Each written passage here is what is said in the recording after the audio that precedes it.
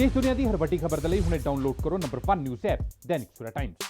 8 ਤਰੀਕ ਨੂੰ ਜਿਹੜੀ ਇਹ ਕਿਸਾਨਾਂ ਲਈ ਸਮਰਥਨ ਹੈ ਉਹਦੇ ਵਿੱਚ ਓਲਾ ਉਬਰ ਦੀ ਗੱਡੀਆਂ ਵੀ ਨਹੀਂ ਚੱਲੇਗੀ। ਕਿੰਨੀਆਂ ਟੈਕਸੀਆਂ ਹੈਗੀਆਂ ਨੇ ਓਲਾ ਉਬਰ ਦੀਆਂ ਜਿਹੜੀਆਂ ਦਿੱਲੀ ਦੇ ਵਿੱਚ ਬੰਦ ਹੋਣਗੀਆਂ? 4.5 ਲੱਖ ਗੱਡੀਆਂ ਦਿੱਲੀ ਐਨਸੀਆਰ ਦੇ ਵਿੱਚ ਟੋਟਲ 4.5 ਲੱਖ ਗੱਡੀਆਂ ਜਿਹਦੇ ਵਿੱਚ ਮਿਨੀ ਔਰ ਸੈਡਾਨ ਔਰ ਐਸਯੂਵੀ ਸਾਰੇ ਮਿਲਾ ਕੇ। ਕਿੰਨਾ ਰੈਵਨਿਊ ਲਾਸ ਹੁੰਦਾ ਇੱਕ ਦਿਨ ਦਾ ਅਗਰ ਬੰਦ ਰਹੀ ਜਾਂਦੀਆਂ ਨੇ? सर करोड़ों रुपए रेवेन्यू लॉस होगा। ऑलरेडी करोड़ों रुपए तो कर रहे हैं जानबूझ के रेवेन्यू लॉस करने के बहाने ये लोगों का रोजी रोटी हटा रहे हैं। ਕਿਸਾਨ ਜਥੇਬੰਦੀਆਂ ਨੇ 8 ਦਸੰਬਰ ਨੂੰ ਭਾਰਤ ਬੰਦ ਦੀ ਕਾਲ ਦਿੱਤੀ ਹੈ, ਪਰ 8 ਦਸੰਬਰ ਤੋਂ ਪਹਿਲੇ ਹੀ ਕਿਸਾਨਾਂ ਵੱਲੋਂ ਦਿੱਤੀ ਗਈ ਭਾਰਤ ਬੰਦ ਦੀ ਕਾਲ ਨੂੰ ਸਮਰਥਨ ਮਿਲਣਾ ਸ਼ੁਰੂ ਹੋ ਗਿਆ। ਇਹ ਸਮਰਥਨ ਕਿਸ ਤਰ੍ਹਾਂ ਦੇ ਨਾਲ ਮਿਲ ਰਿਹਾ ਅਸੀਂ ਤੁਹਾਨੂੰ ਦੱਸ ਦਿੰਦੇ ਹਾਂ। ਦਿੱਲੀ ਦੇ ਵਿੱਚ ਦਿੱਲੀ ਦੀ ਸਰਹੱਦ ਦੇ ਉੱਤੇ ਕਿਸਾਨ ਬੈਠੇ ਨੇ।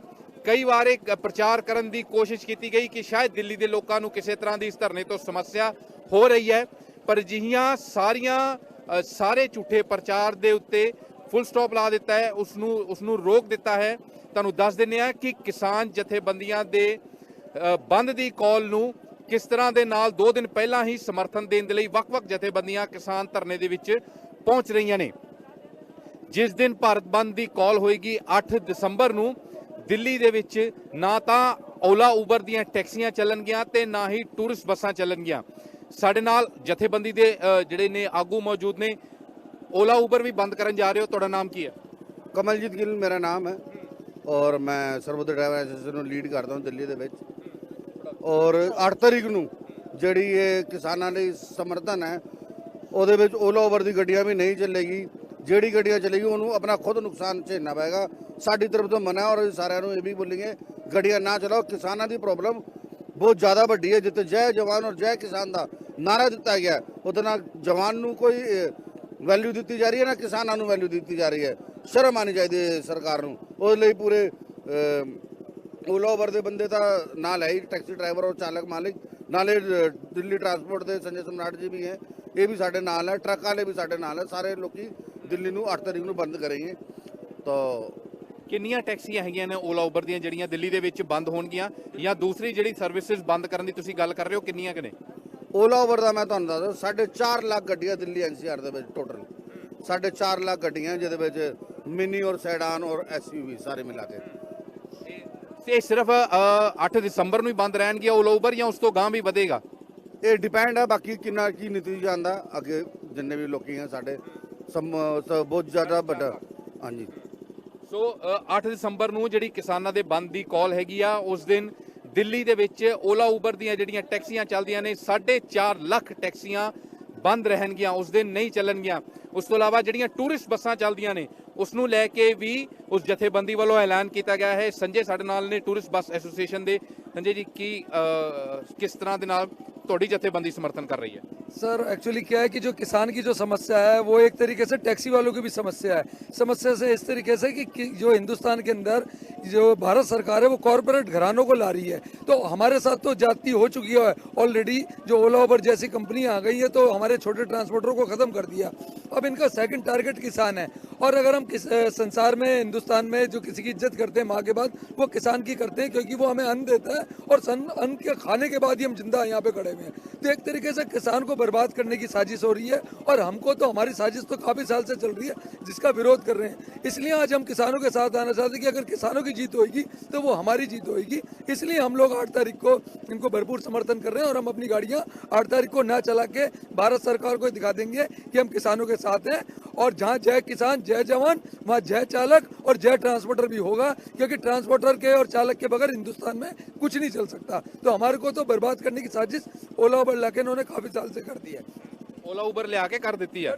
और साथ में ये इलेक्ट्रॉनिक व्हीकल ला रहे हैं, गाड़ियों के डीजल गाड़ियों के परमिट बंद कर रहे हैं, डीजल का रेट बढ़ा रहे हैं। तो एक तरीके से छोटे ट्रांसपोर्टरों को खत्म करना पूरी तरीके से चाह रहे हैं, और उसमें भी कॉर्पोरेट घरानों को लाना चाहते हैं। कितनी टूरिस्ट बसा चलती है ना, टूरिस्ट बसा की जथेबंदी हैगी ਤੁਹਾਡੀ? बसें और टूरिस्ट कारें, टैक्सियां भी हमारी, टूरिस्ट टैक्सियां, टूरिस्ट बसें दोनों है हमारी। हम वो नहीं चलाएंगे, और जो इसका ना चलाने का मकसद यही है कि हम भारत सरकार को कहना चाहते हैं कि जो जातियां आप किसानों पे कर रहे हैं वो हमारे साथ बहुत सालों से से कर रहे हो। तो आज हमारी एकता को हमने मजबूत बनाने के लिए ये 8 तारीख का इनको समर्थन दिया है। ਕਿੰਨੀਆਂ ਨੇ ਟੂਰਿਸਟ ਬੱਸਾਂ ਤੇ ਟੈਕਸੀਆਂ ਦਿੱਲੀ ਦੇ ਵਿੱਚ ਕਿੰਨੀਆਂ ਚੱਲਦੀਆਂ? कम से कम 15,000 टूरिस्ट बसें हैं और कम से कम 80,000 के आसपास टूरिस्ट टैक्सी है। क्योंकि वैसे तो काम ऑलरेडी बंद पड़ा है, लेकिन जो चल रही है हम वो भी नहीं चलने देंगे, क्योंकि सरकार ने कोरोना का नाम लेके, अगर आप यहाँ पे देखें तो कोई कोरोना नहीं है, सिर्फ कोरोना का नाम लेके हमारा टूरिज्म बिल्कुल ख़त्म कर दिया है। किस्तें हमारी देनी पड़ रही है और सरकार उसमें कोई योगदान नहीं कर रही। हमारी गाड़ी जो है बैंकों ने स्टार्ट कर दी है उठाना। तो एक तरीके से ये हमारे खिलाफ साजिश हो रही है कि हम लोग ट्रांसपोर्टर छोटे खत्म हो जाएं और बाद में ये अपनी गाड़ियाँ कॉरपोरेट घरानों की घेर सकें। ਤੁਹਾਨੂੰ ਲੱਗਦਾ ਕਿ ਇਹ ਇਸ ਨੂੰ ਇਸ ਤਰ੍ਹਾਂ ਦੇ ਨਾਲ ਸਮਝਿਆ ਜਾਏ ਕਿ ਕਿਸਾਨਾਂ ਨੇ ਆਪਣੇ ਹੱਕ ਦੇ ਲਈ ਜਿਸ ਤਰ੍ਹਾਂ ਦੇ ਨਾਲ ਆਵਾਜ਼ ਚੁੱਕੀ ਹੈ, ਦੂਸਰੇ ਵਰਗ ਜਿਨ੍ਹਾਂ ਨੂੰ ਲੱਗਦਾ ਸੀ ਸਾਡੇ ਨਾਲ ਧੱਕਾ ਹੋ ਰਿਹਾ, ਉਹਨਾਂ ਨੂੰ ਵੀ ਹੁਣੇ ਹੋ ਗਿਆ ਵੀ ਜੇ ਪੰਜਾਬ ਹਰਿਆਣਾ ਦੇ ਕਿਸਾਨ ਆਪਣੇ ਹੱਕ ਦੇ ਲਈ ਇਸ ਤਰ੍ਹਾਂ ਆਵਾਜ਼ ਚੁੱਕ ਸਕਦੇ ਨੇ ਕਿ ਤੇ ਹੋਰ ਕਿਸੇ ਮਸਲੇ ਤੇ ਵੀ ਆਵਾਜ਼ ਚੁੱਕੀ ਜਾ ਸਕਦੀ है। बिल्कुल बिल्कुल, हम इन फ्यूचर ये रखेंगे कि आज अगर हम आज किसानों को साथ देंगे तो हम किसानों से भी अपने हक के लिए उनसे सहयोग मांगेंगे। तो एक तरीके से नई एकता बनना चाह रही है किसान की और टैक्सी बस वालों की और ट्रांसपोर्टरों की, ये एक तरीके से नई एकता बननी चाह रही है। ਤੁਸੀਂ ਜਿਸ ਤਰ੍ਹਾਂ ਦੇ ਦੱਸਿਆ ਕਿ 15,000 ਦੇ ਕਰੀਬ ਜਿਹੜੀਆਂ ਹੈਗੇ ਨੇ ਟੂਰਿਸਟ ਬੱਸਾਂ ਨੇ ਤੇ ਜਿਹੜੀਆਂ ਟੂਰਿਸਟ ਟੈਕਸੀ ਨੇ, ਇੱਕ ਦਿਨ ਦਾ ਰੈਵਨਿਊ 80,000 ਟੂਰਿਸਟ ਟੈਕਸੀ ਨੇ, कितना रेवेन्यू लॉस होता है एक दिन का अगर बंद रही नहीं? सर करोड़ों रुपए रेवेन्यू लॉस होगा। ऑलरेडी करोड़ों रुपए तो कर रहे हैं जानबूझ के रेवेन्यू लॉस करने के बहाने ये लोगों का रोजी रोटी हटा रहे हैं। उनकी चाह रहे हैं कि ये गाड़ियां बिक जाए, इनकी ये सरकार चाह रही है, ये इनकी ट्रेंड चल रहा है, क्योंकि इन्होंने कोई सहूलियत नहीं दे रहे। 20 लाख करोड़ मोदी साहब ने भारत की जनता के लिए दिया, उसमें टैक्सी वाले को एक चवन्नी नहीं दी। ਤੁਹਾਨੂੰ ਡਰ ਹੈਗਾ ਕਿ ਤੁਹਾਡੇ ਟੈਕਸੀ ਦੇ ਬਿਜ਼ਨਸ ਦੇ ਵਿੱਚ ਓਲਾ ਉਬਰ ਆ ਗਿਆ, ਉਹਦੇ ਨਾਲ ਨੁਕਸਾਨ ਹੋਇਆ, ਜਾਂ ਕਾਰਪੋਰੇਟ ਦੀ ਜਿਹੜੀਆਂ ਇਲੈਕਟ੍ਰਿਕ ਕਾਰਾਂ, ਕਾਰਪੋਰੇਟ ਦੀਆਂ ਇਲੈਕਟ੍ਰਿਕ ਕਾਰਾਂ आ रही है वो नुकसान होगा? जी जी वो होगा सर। ये जानबूझ के गाड़ियों को बिकवाने के चक्कर में लग रहे हैं और जानबूझ के इलेक्ट्रॉनिक गाड़ियां ला रहे हैं, इसलिए डीजल का दाम भी बढ़ा रहे हैं ये लोग। तो हम तो पहले ही आगा हो गए, इसलिए हम पहले ही किसानों के साथ आ गए। हम अपनी इनकी साजिश को हम समझ चुके हैं, इसलिए हम पहले ही साथ आ गए किसानों को। ओला उबर वाले तो कह रहे कि ਅਸੀਂ ਇੱਕੋ ਦਿਨ ਬੰਦ ਰੱਖਾਂਗੇ 8 ਦਿਸੰबर ਨੂੰ ही। हम भी एक ही दिन बंद रखेंगे, उसके बाद हम रणनीति तैयार करेंगे। इसमें दूसरी यूनियन भी है, वो भी कर रही है, वो जाने, लेकिन हमारा ट्रेंड दूसरा रहेगा। हम अभी एक दिन के लिए ही भारत बंद का जो किसान यूनियन कर रही है, हम एक दिन के लिए अपना आंदोलन रखेंगे, एक दिन के लिए। सो आप कहाँ से आए हैं? हम हरियाणा सोनीपत से। हाँ, आप हरियाणा के किसान हैं। आपके 8 दिसंबर की बंद की कॉल को समर्थन मिलना शुरू हो गया। दिल्ली के टैक्सी वाले कह रहे हैं कि हम लाखों टैक्सियां नहीं चलाएंगे। कैसा लग रहा है, कैसे देखते हैं? बिल्कुल बहुत अच्छा है। पूरे हिंदुस्तान का लोग जो कमेरा वर्ग है वो समझ चुके हैं इस सरकार की जो पॉलिसी है यह जन विरोधी है, कर्मचारी और कमेरे वर्ग विरोधी है, किसान विरोधी है। सबके खिलाफ इन्हें एक से एक बढ़कर भयंकर ये जो काले बिल और ये साजिश जो रची जा रही है कमेरे वर्ग को बर्बाद करने की, उनको ये लोग समझ चुके हैं। इसलिए सब लोग एकजुट होकर एक एक करके सब एक प्लेटफार्म पर आते जा रहे हैं और इस सरकार को ये बता देंगे, जो सरकार बार बार ये प्रसारित कर रही है कि ये पंजाब के किसानों की लड़ाई है, हरियाणा का किसान इसमें शामिल नहीं है। हम हरियाणा के किसान यहाँ कंधे से कंधा मिला के पंजाब के किसान भाइयों के साथ खड़े हुए हैं और आखिरी दम तक इनके साथ खड़े रहेंगे जब तक ये काले कानून वापस नहीं हो जाते। ਸੋ ਇਹ ਵੱਡਾ ਸਮਰਥਨ ਪੰਜਾਬ ਜਿਹੜੇ ਕਿਸਾਨਾਂ ਦੀ ਜਥੇਬੰਦੀ ਵੱਲੋਂ ਦਿੱਤਾ ਗਿਆ ਸੀਗੀ ਬੰਦ ਦੀ ਕਾਲ 8 ਦਸੰਬਰ ਦੀ, ਉਸ ਨੂੰ ਸਮਰਥਨ ਮਿਲਣਾ ਹੁਣੇ ਤੋਂ ਹੀ ਸ਼ੁਰੂ ਹੋ ਗਿਆ ਹੈਗਾ।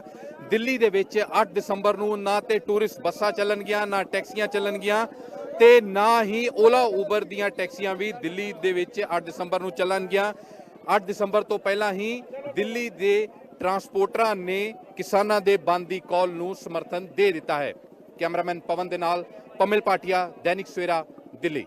All world open challenge 17 gold medalist मियां रफीक मोहम्मद, पंडित, मौलवी, बेगम, तांत्रिक, इन्हां चोरा ठग्गां तो सावधान। स्पेशलिस्ट वशीकरण, सट्टा नंबर, लव मैरिज, पति पत्नी च अनबन, विदेश च पक्का होना, कारोबार दा ना चलना, सिर्फ 31 घंटियां विच समाधान। फ्री फ्री फ्री मियां रफीक मोहम्मद। मोबाइल 84 374 94 647, 84 374 94 648।